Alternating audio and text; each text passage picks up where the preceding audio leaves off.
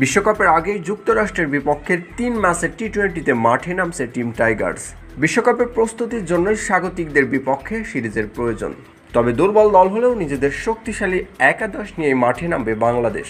সাকিব, মুস্তাফিজ, রিয়াদদের নিয়েই শক্তিশালী একাদশ সাজাবে কোচ হাতুড়ি সিংহে। কিন্তু প্রশ্ন, এই ম্যাচের একাদশে কি থাকবেন তাসকিন আহমেদ? সব মিলিয়ে প্রথম একাদশ টাইগারদের কেমন হতে যাচ্ছে তা নিয়ে বিস্তারিত থাকছে প্রতিবেদনে।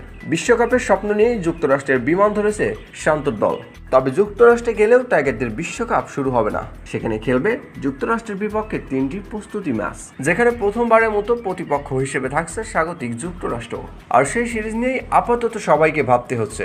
যুক্তরাষ্ট্র নতুন দল হলেও সাম্প্রতিক সময় এই আবহাওয়ার সাথে মানিয়ে নেওয়া এবং টি-20তে টিম কমিউনিকেশন মেলাটাই বড় করে দেখছে টিম টাইগার্স। নিজেদের ভুল ত্রুটিগুলো শুধরে নেওয়ার জন্য বড় ভূমিকায় রাখবে এই 3টি ম্যাচ। তাই নিজেদের সেরা একাদশ নিয়ে মাঠে নামবে নাজমুল হোসেন শান্ত দল। একাদশে ওপেনিং হিসেবে দেখা যেতে পারে সবশেষ 2 ম্যাচে ওপেনিং করা তানজিদ তামিমের সাথে সৌম্য সরকার। জিম্বাবুয়ের বিপক্ষেও বেশ ধারাবাহিক ছিলেন তানজিদ তামিম।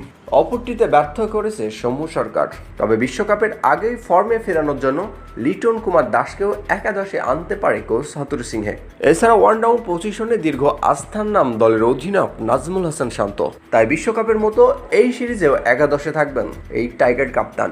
একাদশের 4 নম্বরে থাকতে পারেন তাওহিদ হৃদয়। 5 নম্বরে সাকিব থাকলে 6 নম্বরে অনেকটাই নিশ্চিত মাহমুদুল্লাহ রিয়াদ।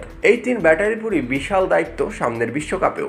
আসন্ন বিশ্বকাপের সব থেকে মিডল অর্ডারের বড় নামটিও এই 3 ব্যাটার। তাই তো কোনো ইনজুরি আক্রান্ত ছাড়াই প্রত্যেক দলের একাদশেই থাকবেন এই 3 মিডল অর্ডার ব্যাটার।